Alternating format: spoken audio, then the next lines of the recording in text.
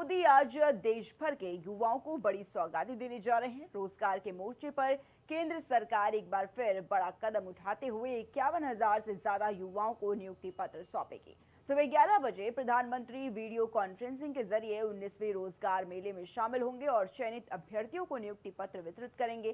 तो वहीं आपको बता दें कि ये कार्यक्रम देश के 47 शहरों में एक साथ आयोजित किया जा रहा है, जहां अलग अलग सरकारी विभागों और संस्थानों में चयनित युवाओं को नियुक्तियां दी जाएंगी। सरकार का ये दावा है कि रोजगार मेले के जरिए युवाओं को तेजी से सरकारी नौकरियों से जोड़ने का प्रयास किया जा रहा है। कार्यक्रम के दौरान प्रधानमंत्री युवाओं को संबोधित भी करेंगे और साथ ही उन्हें नई जिम्मेदारियों के लिए शुभकामनाएं देंगे। बताया जा रहा है कि रोजगार मेले की शुरुआत से अब तक करीब 12 लाख युवाओं को नियुक्ति पत्र दिए जा चुके हैं।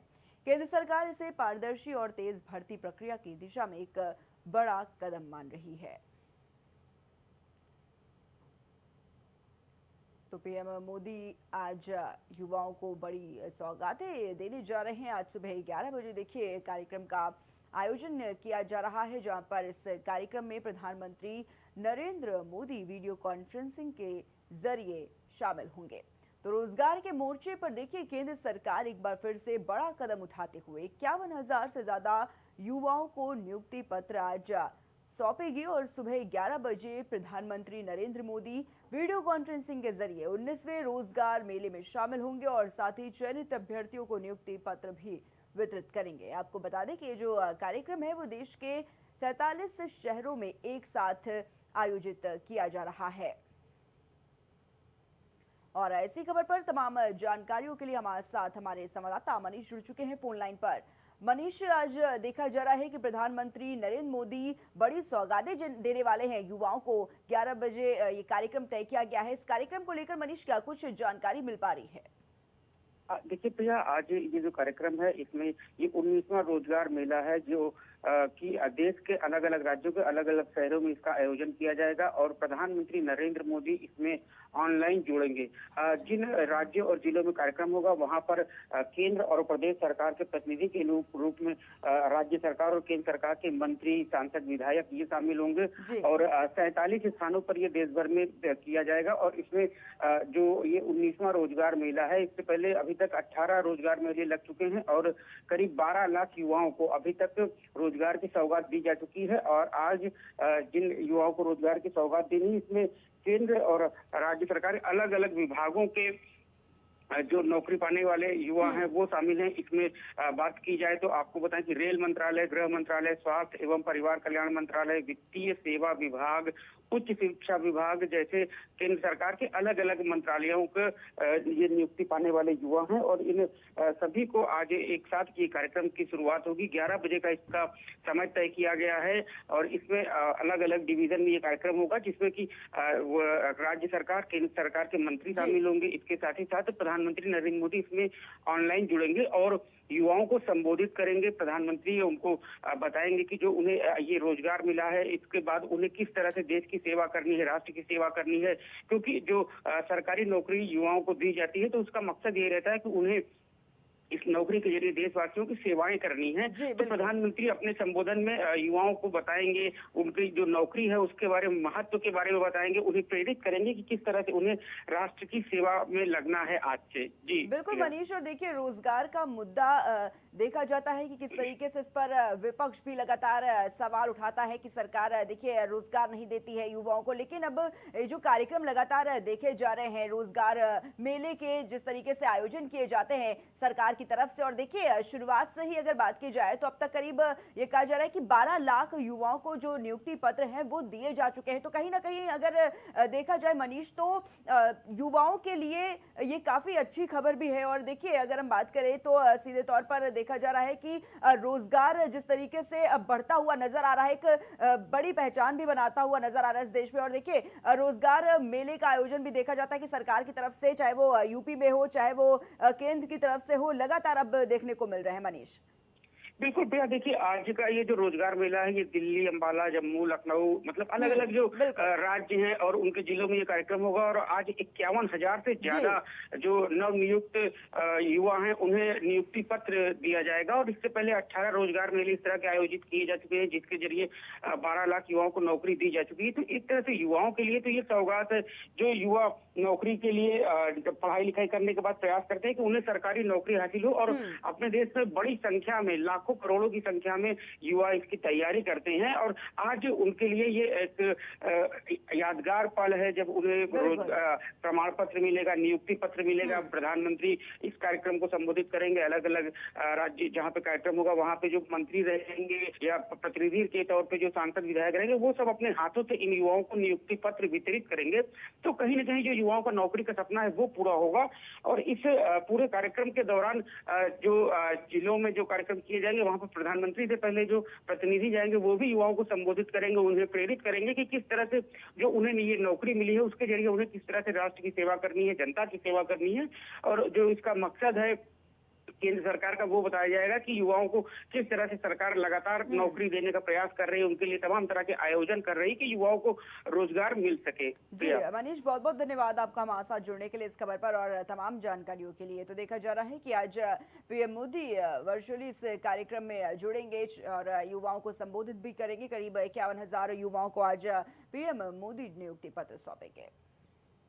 वहीं पश्चिम बंगाल के नए मुख्यमंत्री शुवेंदु अधिकारी ने एक बड़ा फैसला लिया है। उन्होंने ये कहा है कि अगर कोई अवैध बांग्लादेशी प्रवासी पकड़ा जाए तो उसे कोर्ट में पेश करने की जरूरत नहीं है। पुलिस और रेलवे सुरक्षा बल उसे सीधे बॉर्डर पर बीएसएफ को सौंप दे ताकि उसे वापस बांग्लादेश भेजा जा सके। यह आदेश 20 मई से लागू हो गया है। शुवेंदु अधिकारी ने कहा है कि पुलिस और आरपीएफ यानी कि रेलवे सुरक्षा बल को साफ निर्देश दे दिए गए हैं। उन्होंने कहा है कि अगर हावड़ा स्टेशन पर या कहीं भी कोई अवैध बांग्लादेशी पकड़ा जाए और वो सीएए यानी कि नागरिकता संशोधन अधिनियम के तहत नागरिकता पाने का हकदार नहीं है तो उसे कोर्ट में नहीं ले जाया जाएगा। उसे पहले ठीक से खाना खिलाया जाएगा, फिर सीधे बीएसएफ यानी कि सीमा सुरक्षा बल के पास पहुंचाया जाएगा। तो वहीं पेट्रापोल बॉर्डर पर या उत्तर 24 परगना जिले के बशीरहाट बॉर्डर पर उसे बीएसएफ को सौंप दिया जाएगा, जहां से बीएसएफ उसे बांग्लादेश वापस भेजेगी। और इसके अलावा हर हफ्ते ऐसे पकड़े गए लोगों की रिपोर्ट पुलिस के डीजीपी के जरिए मुख्यमंत्री दफ्तर को भेजी जाएगी। आपको बता दें कि शुवेंदु अधिकारी ने यह भी बताया है कि केंद्र सरकार ने 14 मई को एक आदेश भेजा था जिसमें बंगाल को अवैध बांग्लादेशी प्रवासियों की पहचान करके उन्हें बीएसएफ को सौंपने को कहा गया था। वो उसी आदेश को लागू कर रहे हैं। लखनऊ में आज मुख्यमंत्री योगी आदित्यनाथ का दिन बेहद ही व्यस्त रहने वाला है। आपको बता दें कि प्रदेश सरकार के कई अहम विभागों के साथ ही मुख्यमंत्री महत्वपूर्ण बैठकें और समीक्षा करेंगे। सुबह 10:30 पर श्रम विभाग मुख्यमंत्री के सामने अपना प्रेजेंटेशन पेश करेगा। इस दौरान विभागीय योजनाओं, श्रमिक कल्याण से जुड़े कार्यों और नई व्यवस्थाओं पर विस्तार से चर्चा होने की संभावना है। मुख्यमंत्री विभागीय कार्यों की प्रगति का जायजा लेते हुए अधिकारियों को जरूरी दिशा निर्देश दे सकते हैं। तो वहीं बात करें शाम 6 बजे की, तो शाम 6 बजे मुख्यमंत्री योगी आदित्यनाथ राजस्व विभाग की समीक्षा बैठक आज करेंगे।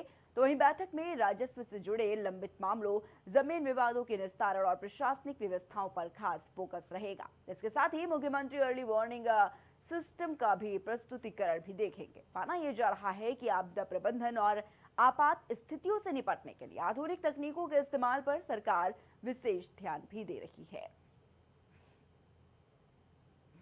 मणिपुर में जातीय हिंसा एक बार फिर से भड़क गई है और इस बीच अब कुकी और नागा समुदायों के बीच तनाव और ज्यादा गहरा गया। वहीं बताना चाहेंगे कि चर्च नेताओं की हत्या और उसके बाद हुए अपहरण और राष्ट्रीय राजमार्गों पर लगाए गए आर्थिक नाकेबंदी ने राज्य की स्थिति को और ज्यादा गंभीर बना दिया है। तनाव की शुरुआत 13 मई को हुई जब नोने जिले के कोटजिन कोटलेन इलाके और जोजांग टेक गांव के पास अज्ञात हथियारबंद हमलावरों ने घात लगाकर हमला किया। इस हमले में 3 चर्च नेताओं और एक नागरिक की मौत हो गई। घटना के बाद कुकी और नागा समुदायों से जुड़े सशस्त्र समूहों के बीच आरोप प्रत्यारोप और अपहरण की घटनाएं भी शुरू हो गई। अधिकारियों के मुताबिक उसी दिन कांगपोक्सी और सेनापति जिलों से 38 से ज्यादा लोगों का अपहरण किया गया। इनमें कुकी और लियांगमई नागा समुदाय के लोग शामिल थे। प्रशासन ने बताया कि अब तक 31 लोगों को रिहा किया जा चुका है। इनमें कोंसाकुल गांव के 12 नागा महिलाएं, कांगपोक्सी जिले के 16 कुकी नागरिक और 2 सेल्सियन ब्रदर्स शामिल हैं। साथ ही बताना चाहेंगे कि ये नागा पुरुष अब भी लापता है और उनके बंधक बनाए जाने की आशंका भी जताई जा रही है। तो वहीं कुकी एमपी मणिपुर, जो कि राज्य के कुकी जनजातियों का शीर्ष संगठन है, उन्होंने दावा किया है कि 14 कुकी नागरिक अब भी नागा समूह की हिरासत में है। तो वहीं दोनों समुदायों के नागरिक संगठनों ने सभी बंधकों को जिंदा या मृत तुरंत रिहा करने की मांग की है और सशस्त्र समूहों से उन्हें प्रशासन साथ ही परिवारों को सौंपने की भी अपील की है। वहीं चारों धामों के कपाट खुलने का आज 1 महीना पूरा हो चुका है और अब तक 19 लाख से ज्यादा श्रद्धालु चारों धामों के दर्शन कर चुके हैं। तो वहीं यात्रा के लिए अब तक 40 लाख से ज्यादा लोग रजिस्ट्रेशन करा चुके हैं। बता दें आपको कि बीते साल 2025 में 28 लाख लोगों ने रजिस्ट्रेशन कराया था, जिसकी तुलना में इस बार रजिस्ट्रेशन कराने वालों की संख्या में लगभग 43% का उछाल आया है। उत्तराखंड पर्यटन विभाग के आधिकारिक आंकड़ों के मुताबिक बात करें तो पिछले साल 4 धाम यात्रा के पहले महीने में लगभग 17,17,000 श्रद्धालु दर्शन के लिए पहुंचे हुए थे, जिसके मुकाबले इस बार अब तक लगभग 10.62% ज्यादा श्रद्धालु चारों धामों के दर्शन कर चुके हैं। तो वहीं आपको बता दें कि रुद्रप्रयाग स्थित केदारनाथ धाम के कपाट 22 अप्रैल 2026 को दर्शन के लिए खोले गए थे। तो वहीं कपाट खुलने के मौके पर सीएम पुष्कर सिंह धामी ने धाम में पहुंचकर प्रधानमंत्री नरेंद्र मोदी के नाम की पहली पूजा कराई थी। तो वहीं कपाट खुलने के बाद से ही बाबा के दर पर भक्तों का भारी सैलाब भी उमड़ रहा है। इंदौर में नगर निगम प्रशासन ने सड़क चौड़ीकरण अभियान के तहत बड़ी कार्रवाई करते हुए अवैध निर्माणों पर बुलडोजर चलाया है। आपको बता दें कि मधु मिलन चौराहे से छावनी क्षेत्र के बीच चलाए गए इस अभियान में करीब 120 मकानों पर तोड़फोड़ की कार्रवाई की गई है। नगर निगम की टीम भारी पुलिस बल और प्रशासनिक अधिकारियों की मौजूदगी में मौके पर पहुंची और सड़क के मास्टर प्लान के दायरे में आने वाले निर्माणों को हटाना शुरू किया। कार्रवाई के दौरान इलाके में सुरक्षा के कड़े इंतजाम भी किए गए थे। इंदौर नगर निगम के अपर आयुक्त आकाश सिंह ने बताया है कि मधु मिलन चौराहे से छावनी क्षेत्र तक लगभग 120 मकान सड़क चौड़ीकरण की जद में आ रहे थे और इन सभी मकानों की पहले मैपिंग कराई गई और संबंधित लोगों को नोटिस भी जारी किए गए थे। बात करेंगे राजधानी दिल्ली के उत्तर पूर्वी इलाके में शास्त्री पार्क में उस वक्त अफरा तफरी मच गई जब फर्नीचर मार्केट में भीषण आग लग गई। आग की लपटें और धुएं का गुबार दूर दूर तक दिखाई दिया, जिसके बाद इलाके में हड़कंप मच गया। सूचना मिलते ही दमकल विभाग की कई गाड़ियां मौके पर पहुंची और आग बुझाने का काम शुरू किया गया। हालांकि हालात उस समय और ज्यादा तनावपूर्ण हो गए।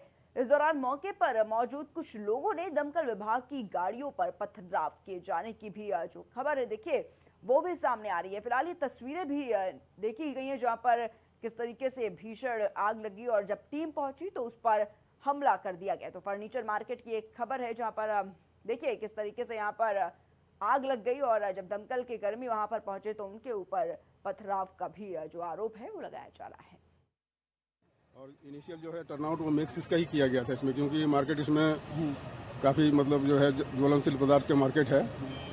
तो उसके बाद जो है फायर को जो है मिक्स डिक्लेयर किया गया और उसके बाद इसको मीडियम कैटेगरी की घोषित की गई। काफ़ी बड़े एरिया में फैली हुई है, मार्केट भी काफ़ी लंबी चौड़ी है। मुख्यतः जो है लकड़ी के फर्नीचर और प्लाईवुड वगैरह का काम होता है। 2.5-3 एक सोफा जो है सोफा बेड अलमारी इसकी मार्केट है और 2.5-3 घंटे से आग लग रही है। फायर ब्रिगेड कोई नहीं आई है। 2 फायर ब्रिगेड आई थी, उसमें से भी एक फायर ब्रिगेड आधी है और उसका भी पाइप फटा हुआ है। अगर पहले वक्त पे आ जाती फायर ब्रिगेड तो पूरी मार्केट नहीं चलती। और इनिशियल जो है इस बुलेटिन में फिलहाल